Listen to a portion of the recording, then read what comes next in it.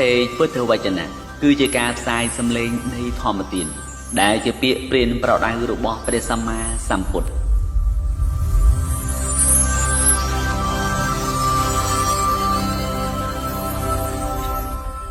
ព្រះសតន្តបិដកខតេកានិកាយគាថាធម្មបទភាគ13រឿងធីតាជាងដំបាញព្រះសាស្តាការគង់នៅក្នុងអាគារលវៈចេតិយទ្រង់ប្រារព្ធនៅធីតារបស់ជាងដំបាញម្នាក់ត្រាស់ប្រធមទេសនានៃថាអន្តភូតោអាយ៉ាងលោកោជាដើមសេចក្តីពិស្ដារថាថ្ងៃមួយពួកអ្នកក្រុងអាឡូវីកាលតែសាស្តាស្ដេចយាងមកដល់នៃក្រុងអាឡូវីនោះក៏បាននិមន្តព្រះសាស្តាដើម្បីថ្វាយទានព្រះសាស្តាទ្រង់ធ្វើអនុមោទនាក្នុងវេលាស្រេចផតកិច្ចថាមនាលអ្នកទាំងឡាយចូលចម្រើនមរណានុសតិយ៉ាងនេះថាជីវិតរបស់យើងមិនទៀងទាត់សេចក្តីស្លាប់របស់យើងទៀងទាត់យើងត្រូវតែស្លាប់ជាពិតប្រាកដជីវិតរបស់យើងមានសេចក្តីស្លាប់ជាទីបំផុតជីវិតរបស់យើងមិនទៀងសេចក្តីស្លាប់ទៀងជនទាំងឡាយណាមិនចម្រើនមរណានុសតិជនទាំងឡាយនោះរមែងដល់នៅសេចក្តីតក់ស្លុតក្នុងការជាទីបំផុតជនទាំងឡាយនោះតែងតក់ស្លុតស្រែកសម្រែកគួរឲ្យខ្លាចធ្វើមរណកាលទាំងមានសេចក្តីតក់ស្លុតដោយបរោះឃើញអសេរីពឹសហើយខ្លាចដូច្នោះក៏ប៉ុន្តែថាជនទាំងឡាយណាបានចម្រើននៅមរណសតិជនទាំងឡាយនោះរមែងមិនតក់ស្លុតក្នុងពេលចិត្តស្លាប់ដោយបរោះឃើញអសេរីពឹសអំពីចម្ងាយហើយចាប់បោះចោលដោយកំណាត់ឈើហើយឈរដូច្នោះព្រោះហេតុដូច្នោះអ្នកទាំងឡាយក៏បីចម្រើនមរណានុសតិពួកជនដសេះបានស្ដាប់ព្រះធម្មទេសនានោះហើយបានខ្វល់ខ្វាយតែក្នុងកិច្ចរបស់ខ្លួនប៉ុណ្ណោះចំណែកធីតារបស់ជាងដបាញអាយុ16ឆ្នាំម្នាក់គិតថាអោធម្មតាពាក្យរបស់ព្រះពុទ្ធជាម្ចាស់ទាំងឡាយគួរឲ្យអស្ចារ្យណាស់យើងគួរតែចម្រើននៅមរណានុសតិហើយក៏ខំចម្រើនតែមរណានុសតិអស់ថ្ងៃនិងយប់ចំណែកព្រះសាស្តាស្ដេចចេញចាកក្រុងអាឡូវីហើយក៏បានស្ដេចទៅកាន់ជេតវនារាមនាងកុមារិកានោះក៏ចម្រើនមរណានុសតិចនិចអស់រយៈកាលចំនួន3ឆ្នាំតមកថ្ងៃមួយព្រះសាស្តាទ្រង់ប្រមាលមើលនៅសត្វលោកក្នុងវេលាទីភ្លឺទ្រង់ឃើញនាងកុមារិកានោះចូលទៅក្នុងសំណាញ់គឺព្រះញាណរបស់ព្រះអង្គទ្រង់ពិចារណាថានឹងមានហេតុអ្វីណោទ្រង់ក៏ជ្រាបថានាងកុមារិកានេះចម្រើននៅមរណានុសតិអស់3ឆ្នាំតាំងអំពីថ្ងៃដែលបានស្ដាប់ធម្មទេសនារបស់តថាគតមកឥឡូវនេះតថាគតទៅកាន់ទីនោះហើយសួរបញ្ហា4ខនឹងនាងកុមារិកានោះការនាងឆ្លើយបញ្ហាចប់នឹងឲ្យសពសាទុកាក្នុងឋានៈទាំង4ហើយភិសិទ្ធគេថានេះក្នុងវេលាចប់គេថានាងកុមារិកានោះនឹងតាំងនៅក្នុងសោតាបតិផលព្រោះអាស្រ័យនាងកុមារិកានោះទេសនានឹងមានជាប្រយោជន៍ដល់មហាជនយ៉ាងច្រើនលោកទ្រង់ព្រះតម្រេះដូច្នេះហើយក៏ទ្រង់មានភិក្ខុប្រមាណ500រូបជាបរិវារស្ដេចចេញចាកវត្តជេតវនារាមទៅកាន់អាគារលវៈវិហារដោយលំដាប់ពួកអ្នកក្រុងអាឡូវីដឹងថាព្រះសាស្តាស្ដេចយាងមកក៏បាននាំគ្នាទៅកាន់វិហារទូលនិមន្ត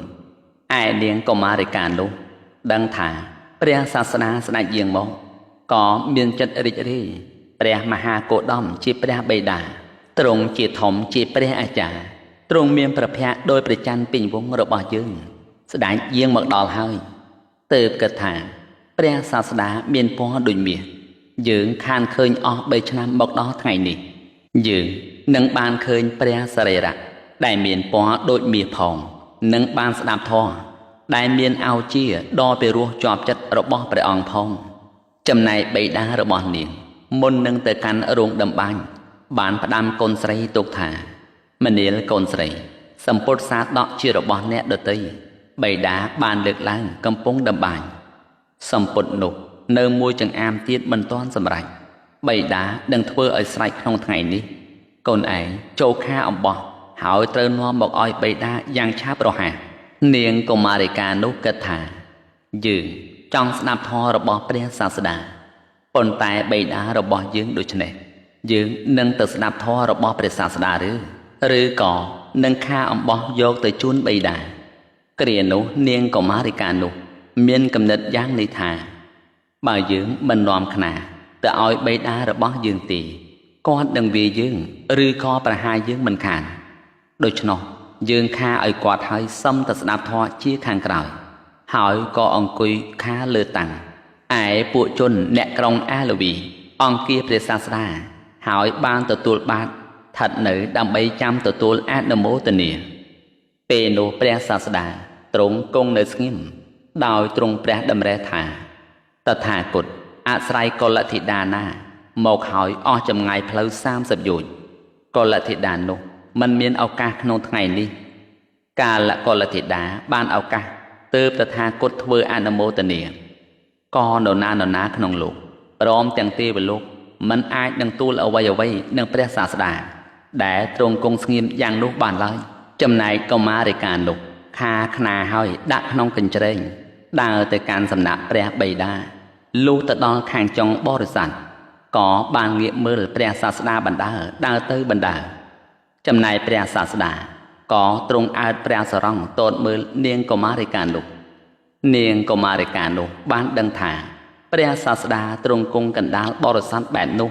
ហើយទតមកយើងព្រោះព្រះអង្គប្រាថ្នាការមករបស់យើងគឺទ្រង់រងចាំយើងមកកាន់សំណាក់របស់ព្រះអង្គជាពិតប្រាកដនាងដាក់ច្រែងខ្នាហើយបានទៅកាន់សំណាក់របស់ព្រះសាស្តាសួរថាព្រោះហេតុអ្វីទើបព្រះសាស្តាទ្រង់ទតមើលនាងកុមារិកានោះឆ្លើយថាបានលើថាសេចក្តីយ៉ាងនេះបានកើតមានចំពោះព្រះអង្គថានាងកុមារិកានោះការទៅដល់អំពីទីនេះនឹងធ្វើមរណកាលការធ្វើមរណកាលរបស់ផុធជននឹងជាអ្នកមានកតិមិនទៀងទាត់បានលើថាថ្ងៃនោះឈ្មោះថាកិរិយារួចចាកសេចក្តីស្លាប់នឹងមិនមានដល់នាងកុមារិកានោះឡើយនាងកុមារិកានោះចូលទៅគាល់ព្រះសាស្តាដោយសញ្ញាដែលព្រះសាស្តាទ្រង់ទតមើលនោះឯងចូលទៅកាន់ចន្លោះនៃរស្មីមានពណ៌6បានថ្វាយបង្គំឈរនៅក្នុងទីដ៏សមគួរក្នុងគណៈនោះដែលនាងកុមារិកាថ្វាយបង្គំព្រះសាស្តាដែលទ្រង់គង់នៅស្ងៀមនាកណ្ដាលបរិស័ទបែបនោះហើយឈរនៅទីនោះព្រះសាស្តាត្រាស់នឹងនាងថាមនាលកុមារិកានាងមកអំពីទីណាកុមារិកាទូថាបបិទ្ធព្រះអង្គដ៏ចម្រើនខ្ញុំព្រះអង្គមិនដឹងទេព្រះសាស្តាត្រាស់ថានាងនឹងទៅទីណាកុមារិកាទូថាខ្ញុំព្រះអង្គមិនដឹងទេព្រះអង្គព្រះសាស្តាត្រាស់ថានាងមិនដឹងឬនាងកុមារិកាទូថាបបិទ្ធព្រះអង្គដ៏ចម្រើនខ្ញុំព្រះអង្គដឹងព្រះសាស្តាត្រាស់ថានាងដឹងឬកុមារិកាទូថាខ្ញុំព្រះអង្គមិនដឹងទេព្រះអង្គព្រះសាស្តាត្រាស់សួរបញ្ហា4ខនឹងនាងកុមារិកានោះដោយប្រការដូចនេះមហាជនបានលើកទោសនាងថាមនាលអ្នកដ៏ចម្រើនទាំងឡាយអ្នកទាំងឡាយចូលមើលចុះធីតានៃជាងដំបាញ់នេះនិយាយពាក្យដែលខ្លួនប្រាថ្នាហើយនឹងព្រះសម្មាសម្ពុទ្ធការព្រះសម្មាសម្ពុទ្ធត្រាស់សួរថានាងមកអំពីទីណាធីតាជាងដំបាញ់នោះគួរនិយាយថាមកអំពីផ្ទះជាងដំបាញ់ការព្រះសម្មាសម្ពុទ្ធត្រាស់សួរថានាងនឹងទៅកាន់ទីណាក៏គួរឆ្លើយថាទៅរោងជាងដំបាញ់មិនមែនឬព្រះសាស្តាទ្រង់ធ្វើឲ្យមហាជនស្ងាត់សម្លេងហើយត្រាស់សួរកុមារិកានោះថាមនាលកុមារិកាហេតុដូចម្ដេចការតថាគតសួរនាងថានាងមកអំពីទីណានាងឆ្លើយថាមិនដឹងនាងកុមារិកានោះក៏ទូលថាបបិទ្ធព្រះអង្គដ៏ចម្រើនខ្ញុំព្រះអង្គរមែងទ្រង់ជ្រាបនៅភាវៈនៃខ្ញុំព្រះអង្គជាអ្នកមកអំពីផ្ទះនៃជាងដំបាញ់ប៉ុន្តែព្រះអង្គត្រាស់សួរថានាងមកអំពីទីណាបំណងត្រាស់សួរថានាងមកអំពីទីណាមកកើតក្នុងទីនេះប៉ុន្តែខ្ញុំព្រះអង្គមិនដឹងថាខ្ញុំព្រះអង្គមកអំពីទីណាមកកើតក្នុងទីនេះទេគ្រានោះព្រះសាស្តាទ្រង់បានប្រទានសពសាធុការជាដំបូងថាសាធុសាធុមនាលនាងកុមារិកាបញ្ហាដែលតថាគតសួរហើយនាងឆ្លើយបានល្អណាស់ លុះទ្រង់ប្រទានសពសាតុការដូច្នោះហើយក៏ត្រាស់សួរទៀតថាមនាលកុមារិកាតថាគតសួរនាងថានាងនឹងទៅទីណាហេតុអ្វីទើបនាងពោលថាមិនដឹងកុមារិកានោះទូលថាបបិទ្ធព្រះអង្គដ៏ចម្រើនខ្ញុំព្រះអង្គទ្រង់ជ្រាបខ្ញុំព្រះអង្គហៅថាជាអ្នកកាន់ច្រែងខ្នាហើយដើរទៅកាន់រោងជាងដំបាយប៉ុន្តែព្រះអង្គត្រាស់សួរថានាងទៅអំពីលោកនេះហើយនឹងទៅកើតក្នុងទីណាខ្ញុំព្រះអង្គចត់ចាកលោកនេះហើយរមែងមិនដឹងថានឹងទៅកើតទីណាទេព្រះអង្គគ្រានោះព្រះសាស្តាទ្រង់ប្រទានសពសាតុការដល់នាងលើកទី2ថាប្របីហើយកុមារិកាបញ្ហាដែលតថាគតសួរហើយនាងឆ្លើយបានល្អណាស់ហើយត្រាស់សួរទៅទៀតថាកាលបើដូច្នោះនាងដែលតថាគតសួរថានាងមិនដឹងទេឬហេតុអ្វីទើបនាងឆ្លើយថាដឹងកុមារិកានោះទូលថាបបិទ្ធព្រះអង្គដ៏ចម្រើនខ្ញុំព្រះអង្គជ្រាបដឹងនៅភាវៈគឺសេចក្តីស្លាប់របស់ខ្ញុំព្រះអង្គប៉ុណ្ណោះព្រោះហេតុនោះទើបខ្ញុំព្រះអង្គឆ្លើយដូច្នោះគ្រានោះព្រះសាស្តាទ្រង់ប្រទានសពសាតុការដល់នាងជាលើកទី3ថាមនាលនាងកុមារិកាបញ្ហាដែលតថាគតសួរហើយនាងឆ្លើយបានល្អណាស់ហើយត្រាស់សួរទៅទៀតថាកាលបើដូច្នោះកាលតថាគតសួរនាងថានាងដឹងឬហេតុអ្វីទើបនាងឆ្លើយថាមិនដឹងកុមារិកានោះទូលថាបបិទ្ធព្រះអង្គដ៏ចម្រើនខ្ញុំព្រះអង្គជ្រាបនៅភាវៈគឺសេចក្តីស្លាប់របស់ខ្ញុំព្រះអង្គប៉ុណ្ណោះប៉ុន្តែខ្ញុំព្រះអង្គមិនដឹងថានឹងស្លាប់ពេលយប់ឬពេលថ្ងៃឬពេលព្រឹកជាដើមទេព្រោះហេតុនោះទើបខ្ញុំព្រះអង្គឆ្លើយដូច្នោះគ្រានោះព្រះសាស្តាទ្រង់ប្រទានសពសាតុការជាគម្រប់ទី4ដល់នាងថាមនាលនាងកុមារិកាបញ្ហាដែលតថាគតសួរហើយនាងឆ្លើយបានល្អណាស់រួចត្រាស់ដាស់តឿនបរិស័ទថាមនាលអ្នកទាំងឡាយមិនដឹងនៅពាក្យដែលនាងកុមារិកានេះបានពោលមានប្រមាណប៉ុណ្ណេះស្រាប់តែពោលទោសតែម្ដងត្បិតថាចក្ខុគឺបញ្ញារបស់ពួកជនណាមិនមានពួកជននោះដូចជាមនុស្សខ្វាក់គឺចក្ខុគឺបញ្ញារបស់ជនណាមិនមានជននោះឯងទើបជាអ្នកមានចក្ខុ